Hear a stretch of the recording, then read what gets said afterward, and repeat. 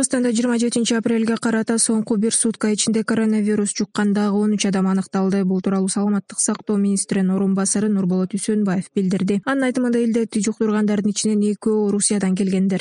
Эки учурунда бул чет жактан келген биздин жарандарга байланыштуу болуп атат. Мынакей бир учурунда ушу Россия Федерациясынын Соль-Илецк деген шаарында ошол жерде бир айдан ашык ошол жерде туруп, бияка келгенден кийин чек ара өтмөктөрүнөн өтүп атканда ошо анализдер алып, текшерип, ошол жерден бул коронавирус боюнча деген баягы күмөндөп, бүгүн ооруканада жаткызылып, анализи тастыкталып, дарылоодо болуп атат. Дагы бир экинчи учуру бар. Бул дагы Новгород шаарынан келген экен, Россия Федерациясынан келип, өзү да бул жерден жанакындай сыркоолоп калып, ошо анализдери положительный чыгып калып деген дарыланууга алган. Эми мына ошондон жанда үйүндөгү контакттардын бирөөсү бүгүнкү күнү ооруп калып атат. Мындан тышкары Үсөнбаев Кыргызстанда сутка ичинде дагы 3 медицина кызматкери коронавирусту жуктуруп алгандыгын, ошол эле учурда 25 бейтап ооруканадан чыгарылгандыгын кошумчалады. Бир сутка ичинде жалпысынан 25 бейтап ооруканадан айыгып чыгарылды. Бишкек шаарынан 2, Ош шаарынан 2 бейтап, Ош областынан 1, Жалал Абад областынан 4 бейтап, Нарын областынан 16.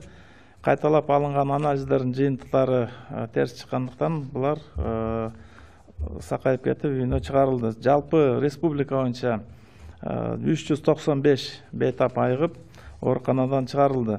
Ушул эле маалымат жыйында Үсөнбаев эгер карантин алынгандан кийин коронавирус жуккан жаңы толкун пайда болуп, жайыла турган болсо, кыргызстандыктар кайра карантинге жабылабы деген суроого жооп берди.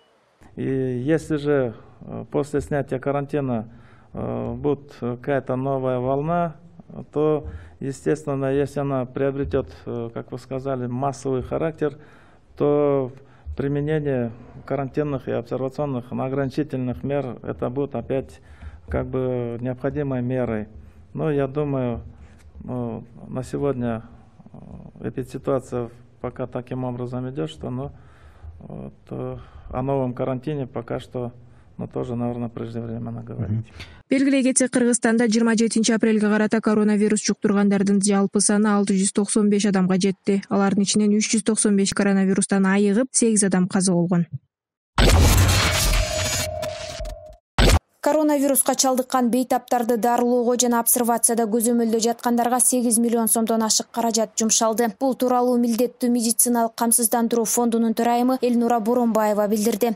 Мен жана айтып кеткендей, ошол 1935 адамдардын ошол стационарлардагы болгон, баягы обсервацияда болгондордун, анын ичинде дарыланып чыккандардын маалыматы ошол биздин программага кирди.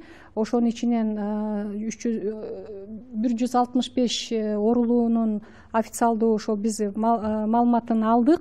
Жалпы 8 миллион сомду түзүп атат. Биз ал боюнча могул май айында төлөмдөрдү жүргүзөбүз.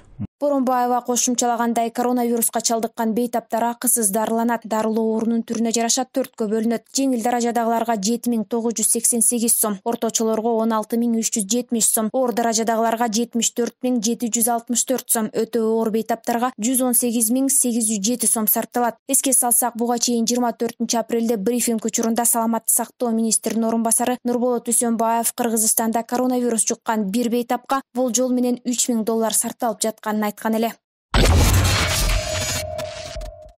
Бишкек шаарынын 1-май райондук сотунда былтыркы кой таш окуялары боюнча ачылган кылмыш ишин кароо мурунку президент Алмазбек Атамбаевдин жана айрым адвокаттардын келбей калгандыгына байланыштуу 29 апрель саат 10:00 жылдырылды. Бул тууралуу Кыргызстан социал-демократтар партиясынын расмий өкүлү Кундуз Жолдубаева өзүнүн Facebook баракчасына жазды. Кундуз Жолдубаева билдиргендей, мурунку президент Алмазбек Атамбаевдин ден соолугунун абалы ага отурумга катышууга мүмкүнчүлүк бербей, тиешелүү акты судьяга кайтаруу кызматы менен жиберилген. Эске салсак, 7-8 августта кой таш айылындагы үйүндө мурдагы президент Алмазбек Атамбаевди кармоо операциясы жүргөн. Анда мурда президент тарапташтары каршылык көрсөтүп, эл менен кагылышуунун натыйжасында УКМКнын Альфа Атай түзүмүнүн кызматкери каза болгон. Жана 175 адам ар түрдүү мүнөздөгү жаракат алып ооруканага кайрылган.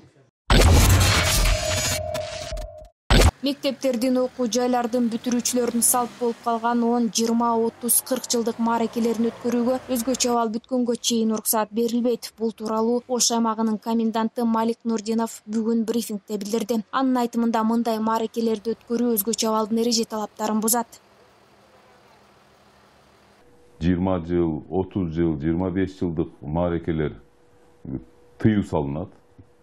Анткени сиз 20 жыл окууну бүткөнүңүзгө, мектепти бүткөнүңүз аяктаганыңызга 20 жыл болсо, биринчиден сиз мектепке барышыңыз керек болот.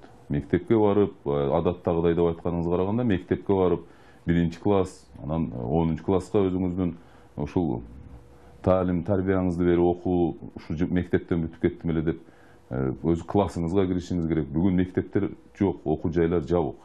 Дистанциялык режимде окуу жүрүп атат. Ошондуктан бул дагы одоно ушу режимди бузуу болуп калат. Бул 20 жылдык болобу, 10 жылдык болобу, такай буга биз көзөмөл жүргүзүп, жол бербейбиз.